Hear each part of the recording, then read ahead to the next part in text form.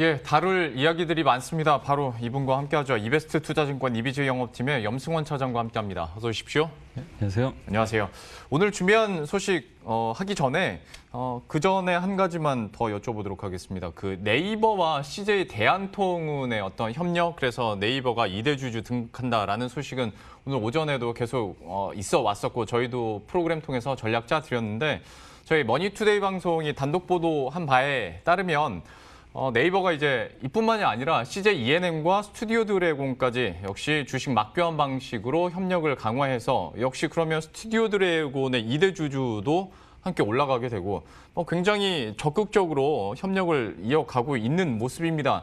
거기다가 주식 맞교환이면 당장 현금이 어마어마하게 들어가는 것도 아니기 때문에 좀 이런 시너지를 어떻게 해석하고 또 우리들은 어느 쪽으로 그러면 투자를 해야 되는 건지 이것도 좀 판단을 해주세요. 그러니까 사실 이제 CJ 대한통운하고는 네이버가 사실 어떻게 보면 협력 관계였거든요. 예. 풀필먼트 서비스라고 이제 정자상거래를 주문부터 배송까지 해주는 그런 거를 해서 실제로 LG생활건강 제품을 네이버 쇼핑을 이용해서 주문을 하면 대한통운이 다 알아서 해줍니다. 그래서 네. 그런 걸 했기 때문에 지분 투자 가능성 예전부터 좀 있어 왔었거든요. 근데 이제 네이버 측에서는 아직까지 확정된 건 없다고 하지만 검토 중이라는 얘기가 나왔고. 네. 근데 중요한 거는 스튜디오 드래곤 같아요. 그러니까 스튜디오 드래곤이 사실 예전에 그 넷플릭스로부터도 또 지분 투자 한번 받은 적이 네. 있잖아요. 근데 지금 오늘 이렇게 기사들 좀 찾아보니까 또 보니까 이게 또 재미있는 표현이 있더라고요. 저도 이것까지 생각 안 해봤는데 그 하버드대 등의 이게 해외 명문대학에 입학시키려고 외고에 보냈더니 예.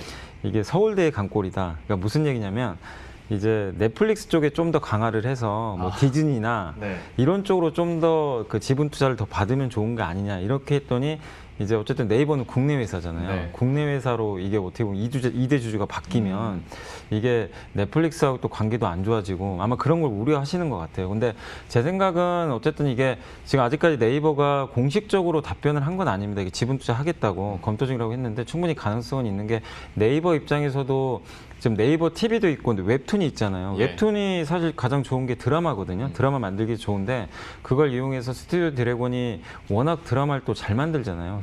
아시아권에선 최강의 경쟁력을 갖고 있으니까 그런 협력 관계를 통하는 건데 그렇게 됐을 때 네이버와의 이제 관계를 통해서 오히려 좋아지는 모멘텀이 나올 수도 있는데 약간 투자자들이 우려하는 거는 넷플릭스 디즈니하고 좀 멀어지는 거 아니냐. 그러니까 또 디즈니도 지금 최근에 스트리밍 강화한다고 하는데 예.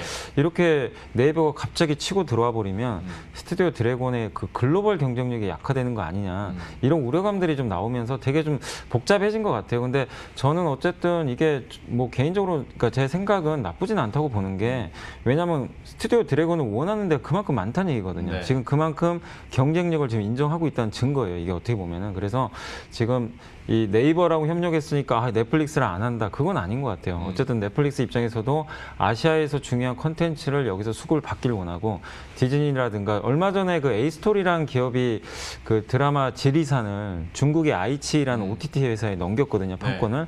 그러니까 넷플릭스로 넘길 줄 알았는데 그것도 되게 의외였어요. 그러니까 그만큼 국내 드라마에 대해서는 전 세계가 지금 다 주시를 하고 있다고 보시면 되겠습니다. 그게 꼭 해외 업체가 아니라 네이버까지도 지금 열을 올리고 있는 거고 이건 네이버만이 그런 게 아니라 SK텔레콤의 그 이제 웨이브라는 것도 있잖아요. 예. 그 OTT가 있는데 거기도 마찬가지입니다. 이런 걸 확보하고 싶어 하는 거니까 그런 면에서 너무 이거를 이제 지금은 복잡하니까 좀 차익 실현하자 이럴 수는 있는데 부정적으로 보기보다는 좀 장기 관점에서는 좀 굉장히 좀 긍정적인 시그널이 나온 게 아닌가 이렇게 보여지는데 중요한 건 어쨌든 좀 네이버가 교통정리를 해줘야 될 것 같아요. 하면 한다, 네. 안 하면 안 한다. 그러니까 이게 기면 그래야 되는데 그게 아니라서 좀 약간 좀 복잡해진 게 아닌가 그렇게 좀 말씀을 드리고 싶습니다. 일단 시장은 네이버 쪽은 오르고 다른 CJ나 이런 스튜디오 드래곤은 떨어지고 있어요. 네이버가 입장 정리를 잘 해서 교통 정리가 돼야 각자의 그 사업 매력도도 좀 더 부각이 될 것 같습니다.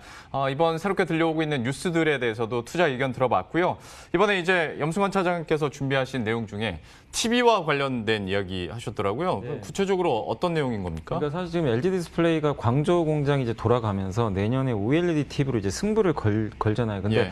OLED TV를 삼성도 사실 할 줄 알았는데 삼성전자는 관심이 없는 것 같습니다. 어쨌든 QLED가 사실 LCD TV잖아요. 네.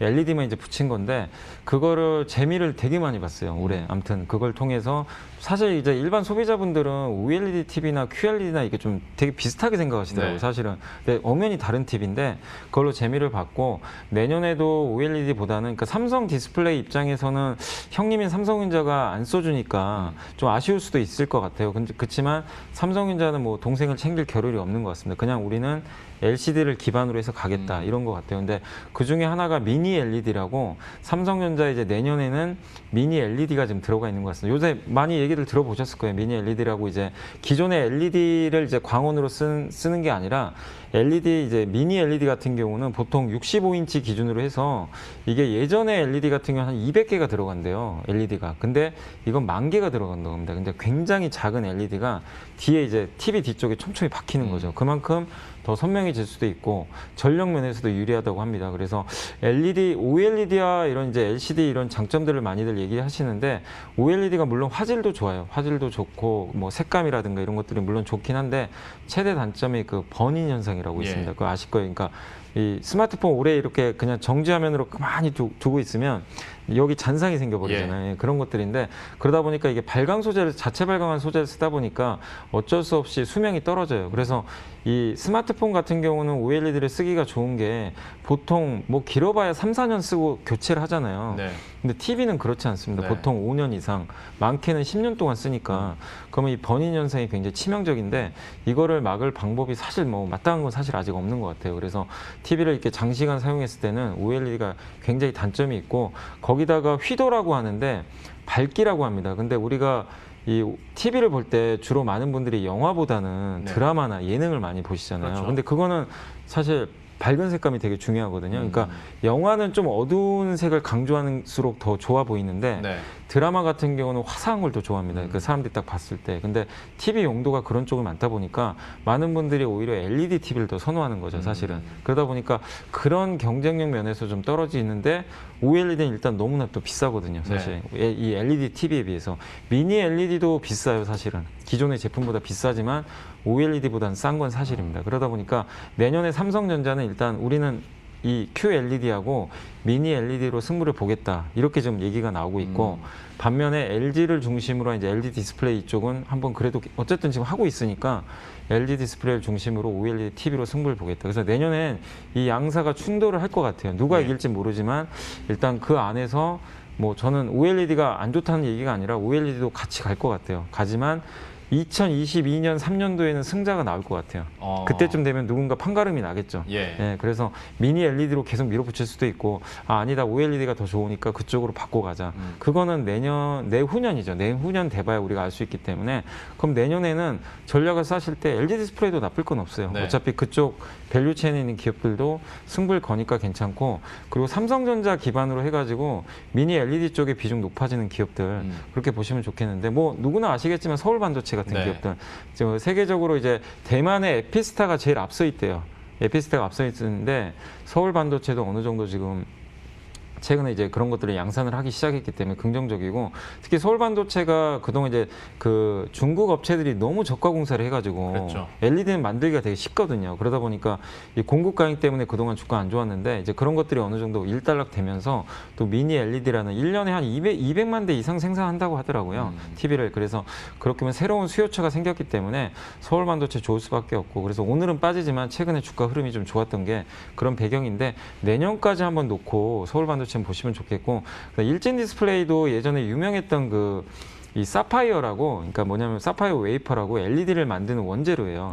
그걸 만드는 회사인데 이 회사도 LED 시장이 이렇게 죽어버리니까 진짜 몇 년간 적자 보고 정말 이제 죽다 살아났거든요. 근데 이게 이제 본격 개화가 되면 내년도에 굉장히 좋을 수밖에 없습니다. 특히 중국 업체들이 그동안 많이 증설하면서 안 좋아졌는데 중국 회사들도 저가 공세 때문에 자기네들도 힘들어졌어요. 그래서 설비 투자 여력이 없어요. 그래서 일진 디스플레이, 이 그 서울 반도체는 이제 내년부터는 좀 좋아지는 그림으로 가니까 한번 이 두 기업은 미니 LED 쪽에서 사실 국내 업체 별로 없습니다. 이런 기업들 좀 위주로 투자 한번 해보시는 것도 아이디어가 될 것 같아서 가져와봤습니다. LG와 삼성이 싸우는 동안에 서울반도체와 일진 디스플레이가 얼마나 또 수익을 확보하면서 주가도 오를 수 있을지 관심 있게 지켜보도록 하겠고요. 오늘 또 이번 주에 발굴해 오신 종목도 공개를 해주시죠. 요새 뭐 계속 저는 이게 반도체하고 스마트폰 이런 디스플레이 쪽이 좀 좋아 보이더라고요. 네. 그래서 계속 그쪽 위주로 좀 많이 말씀을 드렸는데 그중에 또 하나가 덕산 테코피아라고 이게 좀 생소하신 분도 계시고 요새 또 많이들 화제가 되는 기업이라 아시는 분도 아시겠지만 OLED하고 반도체용 이제 소재를 생산하는 업체입니다. OLED 아까 이제 잠깐 말씀드렸지만 OLED 같은 경우는 자체 발광하잖아요. 그 뭐 이렇게 적색, 청색, 그다음 파란색 이 네. 세 가지 색이 자체 발광을 해가지고 그 유기물을 이제 만들어서 그 뒤쪽에 이제 패널에 붙이는 건데 그걸 만드는 회사가 덕산 네오룩스거든요.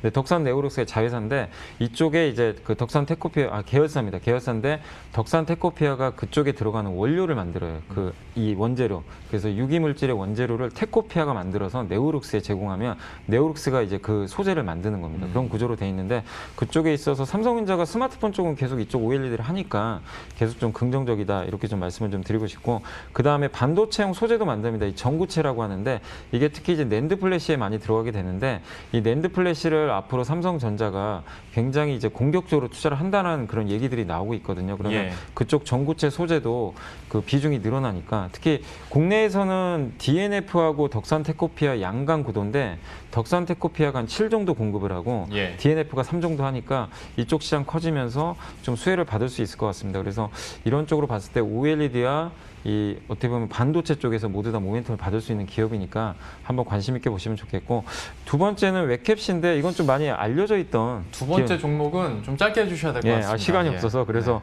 이 인하우스 뱅크 뭐 경리나라 같은 그런 이제 플랫폼을 만드는 기업인데 예. 대기업 중소기업 대상으로 해가지고 인터넷 뱅킹 그냥 해주는 거예요. 네. 여러 이 업체들 통해서 그래서 그런 좀 약간 불편한 것들을 해소해주는 그런 B2B 기업이다 이렇게 좀 말씀드리고 싶고 여전히 뭐 기업 가치 좋아지니까 한번 관심 있게 보시면 좋겠습니다. 웹캡시는 예전에도 한번 했었죠. 네, 예, 그래서 주가 좀 올라가긴 했어요. 올라가긴 예. 했는데 그래도 다시 또 한번 음. 지금 최근에 좀 조정받고 있어서 들어가면 좋을 타이밍 같아서 한번 더 가져와 봤습니다. 예. 그리고 한번 했으니까 오늘은 설명 짧게 네. 이렇게 마무리 짓도록 하겠습니다.